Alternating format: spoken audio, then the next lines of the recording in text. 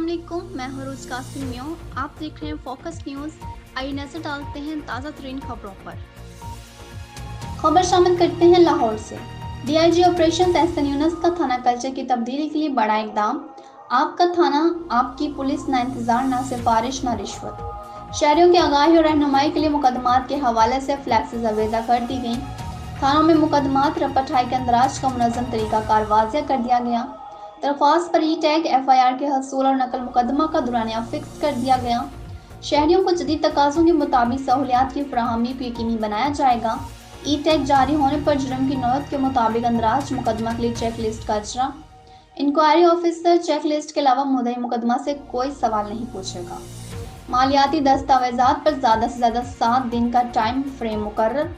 कत्ल इक़दाम, कत्ल जना, बदफाली, अगवा, बराए तावान और ज़रर के मुकदमात के लिए 8 घंटे का वक्त। राहज़नी, डकैती, गाड़ी चोरी, सरकाम के लिए 24 घंटे का तौयन। चादर चारदीवारी की पामाली, संगीन नताइज की धमकी में खलल, 72 घंटे का तौयन।